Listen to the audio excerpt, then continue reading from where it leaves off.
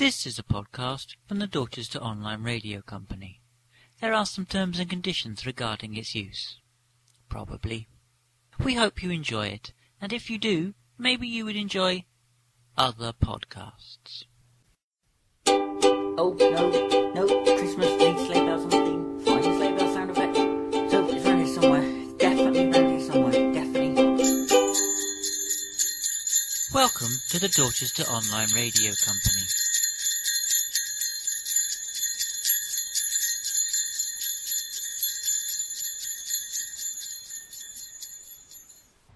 Ah, bugger. I'm pretty sure we did that joke last year. Oh well, recycling is good for the planet and Peter Kay's career. Anyway, hello and welcome to the DORC podcast. How are we all? I'm assuming that there are some people listening to this, otherwise I'm just talking to myself.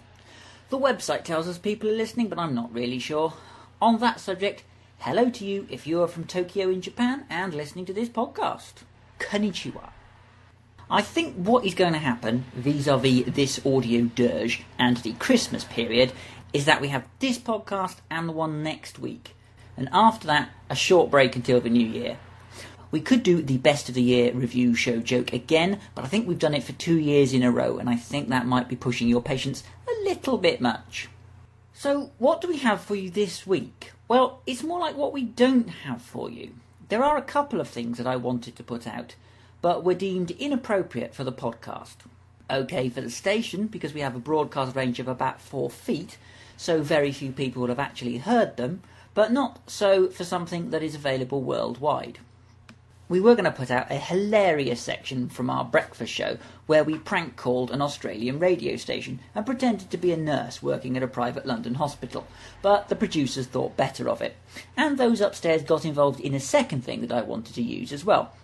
It was an afternoon play about the Twitter spat between the ridiculously haired and despicable human being Donald Trump and Lord, formerly Sir Alan Sugar. The disagreement basically comes down to dick swinging in 140 characters and has been marked by some of the worst insults that I have ever read.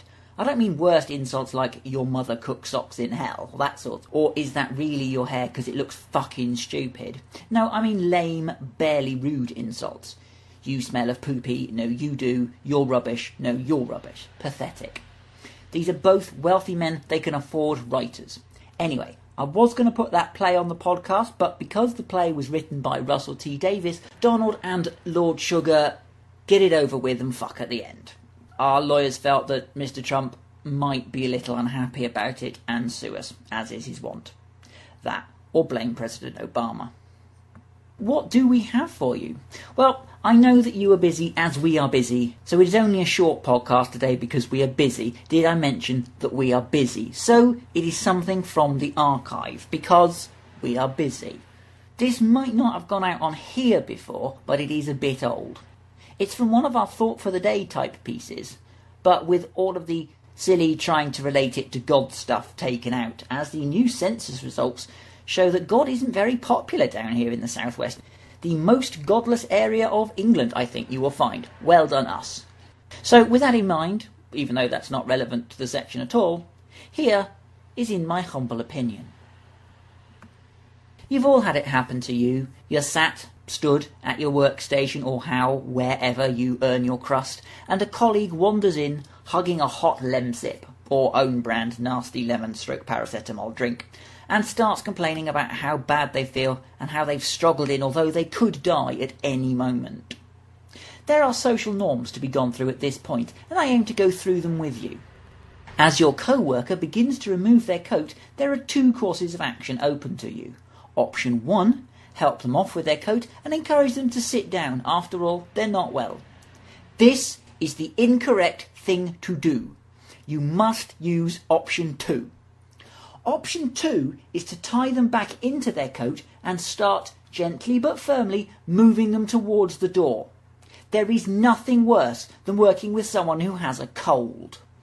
It has been proved over and over again, citation needed, that the common cold is the single most self-indulgent of all the minor infections. Self-consciously coughing and sighing every 5 minutes until someone asks the soon-to-be-dead, "What's wrong?" To which the reply is, "Oh, nothing."